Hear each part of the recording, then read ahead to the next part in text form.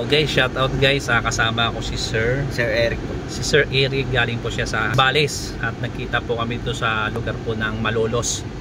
So mayroon po silang biniling unit na sasakyan na Honda CR-V 2007 at nag-usap nga po kami at dito po ngayon in-assist ko po sila sa pagpili nila ng unit na nagustuhan po nila. So far guys, ang unit naman nito na-check na po namin, na-road test na rin po namin, chinik ko na rin po yung mga pang-ilalim, na-ilifter namin, dokumento, na-check po natin kung legit po yung papers, yung pintura, makina, transmission. At siyempre alam naman po natin kapag second hand car may mga konting issue. May mga konting issue po.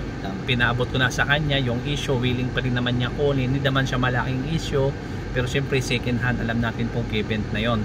So pintura, di naman din po siya lubog, di rin siya bangga. At madaling sabi po, si Sir po ay nangangamba sa nag-visit sa atin kanina dahil nga po first time ninyo Sir, no? Opo, first time nilang bumili. First time din sasakyan, nangangamba sila baka yung mabili nilang unit ay mayroong problema. So bilang isa pong assist buying, natawagan tayo ni Sir, tanungin natin siya kung sa expectation niya. At alam naman po natin na pagdating sa second hand ay maraming mga issue at tanungin natin Sir about doon. Sir, kamusta naman po Sir sa pag-check ko po sa unit na nagustuhan niyo po ba?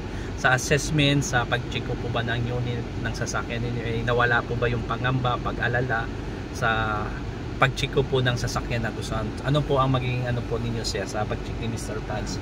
Okay naman po, so bawat sulok kasi kini-check ni Sir bawat sulok.